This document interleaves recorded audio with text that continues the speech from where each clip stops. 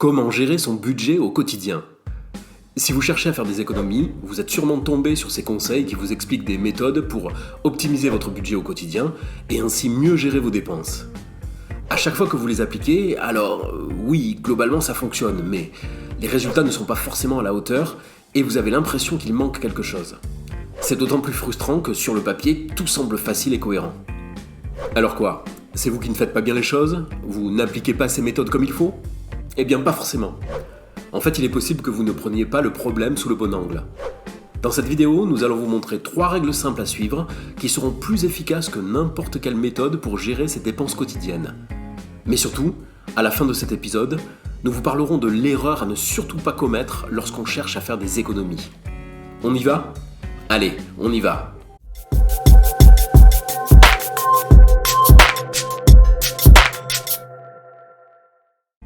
Bonjour et bienvenue sur 1, 2, 3 Richesses, la chaîne qui vous apprend à investir de A à Z, même avec peu d'argent et même si vous n'y connaissez rien.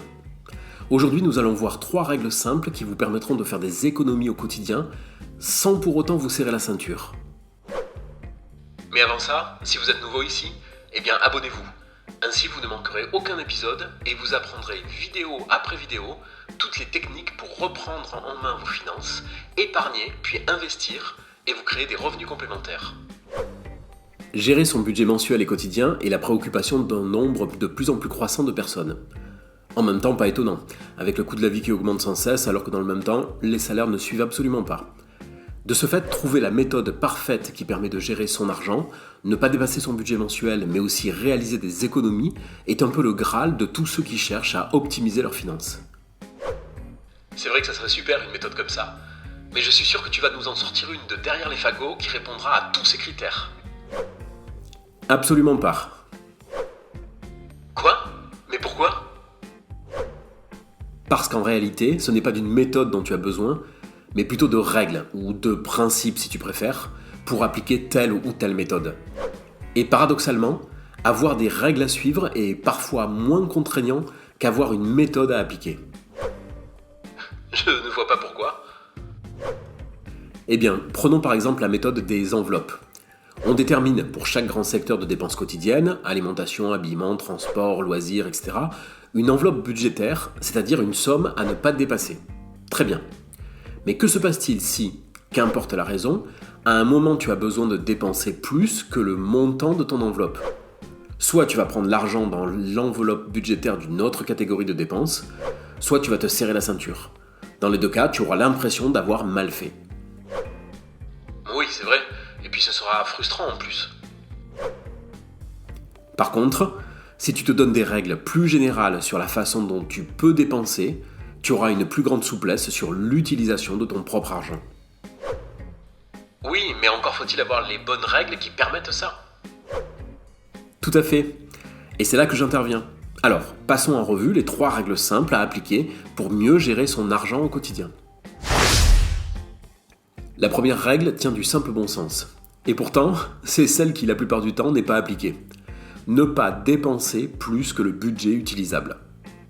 Le budget utilisable, c'est la somme des revenus mensuels desquels on déduit l'ensemble des charges fixes. Eau, électricité, loyer, assurance, remboursement de crédit, etc. L'épisode 4 sur le bilan financier personnel, dont le lien se trouve dans la description, traite plus en détail de la façon de le calculer. N'hésitez pas à aller le consulter. Une fois toutes ces charges déduites, l'argent qui reste correspond à la somme que vous pouvez dépenser dans toutes les dépenses dites quotidiennes. On peut séparer le budget utilisable en 5 grands postes. Alimentation, habillement, transport, loisirs et divers. Mais en soi, ces postes de dépenses ne sont pas importants si vous appliquez consciencieusement la règle voulant qu'au cours d'un mois, vous ne devez pas dépenser plus que le montant de votre budget utilisable. Oui, mais pour suivre cette règle, comment on peut faire? Eh bien, le plus important est d'avoir une bonne méthode permettant de comptabiliser ses dépenses. Pour ça, rien de plus simple. Au cours d'un mois, il suffit d'additionner chaque dépense que l'on fait au fur et à mesure qu'on les réalise. Le chiffre qu'on obtient est l'argent qu'on a déjà dépensé. Ah oui, c'est la méthode de compte rapide présentée dans l'épisode 9. Vous trouverez également le lien dans la description. Avec ce système, plus besoin de se prendre la tête. Tant qu'on a de l'argent disponible sur son budget utilisable, on peut se permettre de le dépenser sans trop de contraintes. Oui, mais ça peut poser un problème. Si on gère mal son argent, on peut se retrouver à tout dépenser en début de mois, en sortie par exemple, puis ne plus avoir grand-chose pour payer son alimentation. Et ça craint un peu. Tu as tout à fait raison. Et c'est pour ça que la seconde règle a été créée. Un besoin rassemble tout ce qui peut sembler être nécessaire pour une personne. Une envie est un moyen de combler ce qui nous semble être un besoin. Oula, du coup c'est très subjectif tout ça. C'est parce que l'un découle de l'autre. Disons que le besoin est le fruit d'une nécessité, mais l'abolir ne détruit pas le besoin lui-même. Par exemple, tu as besoin de te nourrir pour vivre, c'est une nécessité. Mais même avec l'estomac plein, le besoin continue d'exister. Tu auras toujours besoin de te nourrir pour vivre. Autre exemple, tu peux avoir besoin d'un moyen de transport pour te rendre à ton travail. Évidemment, tu peux avoir ton propre véhicule ou utiliser des transports en commun. Mais quel que soit ton choix, le besoin sera toujours présent. Ah oui, du coup je peux repérer un besoin en me demandant si ce dernier revient lorsqu'on m'enlève le moyen d'y répondre. Avoir un logement est un besoin, car si je n'ai plus de maison, je me retrouve à la rue. C'est exactement ça. L'envie, quant à elle, est beaucoup plus éphémère. Elle n'a rien de vital ou de nécessaire, mais provient juste d'un sentiment subjectif de manque. Et j'insiste sur subjectif, car ne pas assouvir une envie n'a pour conséquence qu'une frustration passagère, rien de plus.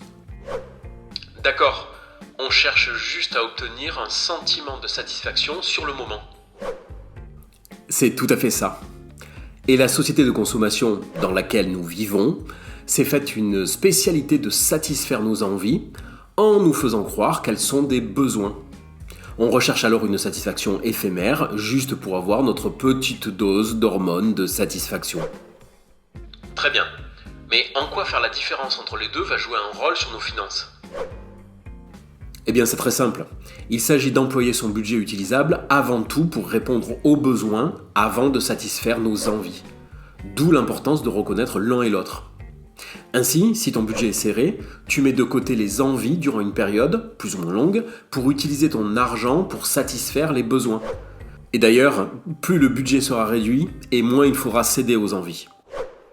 Oui, mais dans ce cas-là, on se serre la ceinture. C'est pas contraire à ce qu'on dit depuis le début. Eh bien, c'est pour cette raison qu'existe la troisième règle de gestion du budget. Essayer de faire des économies au travers des dépenses du quotidien oblige nécessairement à réaliser un arbitrage régulier entre les envies et les besoins. Sauf que nous sommes sollicités de toutes parts pour avoir tout de suite, et toujours dans une version améliorée. La surabondance d'offres et la facilité à acheter nous rendent désormais complètement inaptes à faire des choix. De ce fait, on répond régulièrement à l'appel des envies, ce qui a des conséquences sur le budget lui-même. Je vois ce que tu veux dire. On n'arrive plus à se dire non, du coup l'envie est comblée, mais le besoin non satisfait.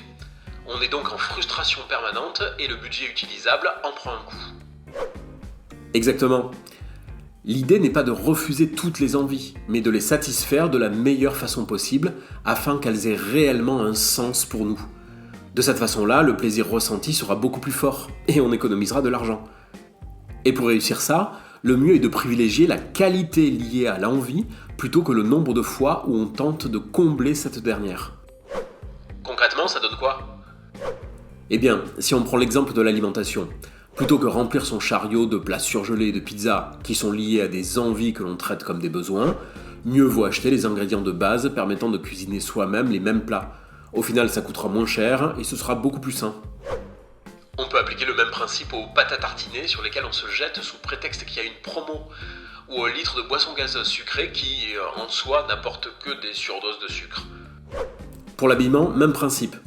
Plutôt que de remplir ses placards de vêtements qu'on mettra une fois ou deux dans l'année, quand on les met, peut-être serait-il plus judicieux de se focaliser sur des basiques, mais de grande qualité. Certes, plus chers, mais qui dureront plus longtemps et qui esthétiquement auront un meilleur rendu.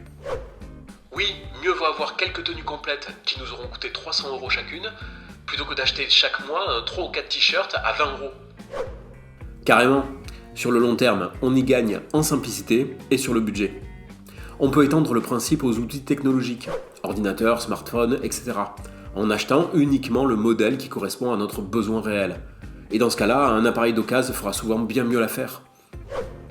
C'est vrai que la majorité des personnes n'utilisent même pas 10% des possibilités de leur appareil, ce qui ne les empêche pas de faire la queue à l'entrée des magasins pour acheter la dernière version du smartphone de la marque à la pomme. Pour les sorties, là encore, privilégiez la qualité à la quantité. Plutôt qu'aller boire un verre tous les soirs juste pour faire quelque chose, mieux vaut choisir les moments où l'on sort et avec qui. Plutôt que manger régulièrement dans des snacks, sandwicheries ou autres fast-food, mieux vaut choisir un bon restaurant une fois par mois. Plutôt qu'aller au ciné tous les 3 jours, mieux vaut aller voir un film qu'on désire vraiment découvrir. C'est vrai qu'en pensant qualité, ça nous oblige à faire de vrais choix et pas à se laisser porter par le marketing de masse. Et si tu appliques consciencieusement ces 3 règles à la fois, ne pas dépasser le budget, séparer besoin et envie et privilégier la qualité à la quantité, tu verras que les méthodes de gestion du budget auront plus de sens pour toi. Au final, on fait d'une pierre deux coups. On augmente la qualité de vie tout en réduisant les dépenses. Pour autant, malgré ces 3 règles, de nombreuses personnes commettent une erreur fondamentale sur la gestion de leur budget quotidien. Laquelle ? Elles tentent de faire des économies sur leur budget utilisable. Oui, c'est normal. Si on veut faire des économies, on est obligé d'en passer par là. C'est là que tu te trompes, et c'est bien la dernière des choses à faire. En fait, cette erreur se base sur un mauvais réflexe. On tente de faire des économies sur les choses que l'on a l'impression de pouvoir contrôler plus facilement, c'est-à-dire les dépenses que l'on voit concrètement. Alimentation, loisirs, habillement. Bref, celles où l'on sort soi-même l'argent pour les régler. Mais d'une part, les économies réalisées sont finalement assez faibles, d'autre part, cela oblige à un effort permanent. On passe alors son mois entier à faire attention à faire des économies. Le cycle s'achève, avec succès ou pas, on commence un nouveau mois, mais on se retrouve à nouveau avec la même problématique. C'est un cycle sans fin. Mais comment faire sinon ? Eh bien, mieux vaut s'attaquer en premier lieu à toutes les dépenses régulières et fixes, ce que l'on appelle les charges, assurance, contrat d'électricité, d'eau, de gaz, loyer, etc. En réduisant le montant de chacun de ces contrats individuellement, on fait alors des économies qui se répercutent de mois en mois. On fait un effort une fois, puis on gagne à chaque fois. On a d'ailleurs déjà consacré une vidéo à la manière d'économiser sur les charges fixes. Vous trouverez le lien également en description. Ce n'est qu'une fois les charges fixes optimisées qu'on pourra éventuellement s'attaquer aux dépenses courantes, si on a besoin de dégager plus de liquidité sur le budget. Et dans ce cas-là, pour éviter de se prendre la tête et de se serrer en permanence la ceinture, on pourra alors appliquer en priorité les règles et les principes évoqués ici. Pour autant, appliquer des règles pour économiser au quotidien est également un moyen de vous préparer à investir. En effet, appliquer des règles, c'est mettre en place un système qui encadre la prise de décision et les choix qui sont faits. Or, si vous désirez investir votre argent, des choix vous allez devoir en faire, de façon constante et régulière. Et pour vous y aider, vous pouvez également aller lire les articles de blog qui sont directement liés à cette vidéo, et dont vous trouverez les liens dans la description.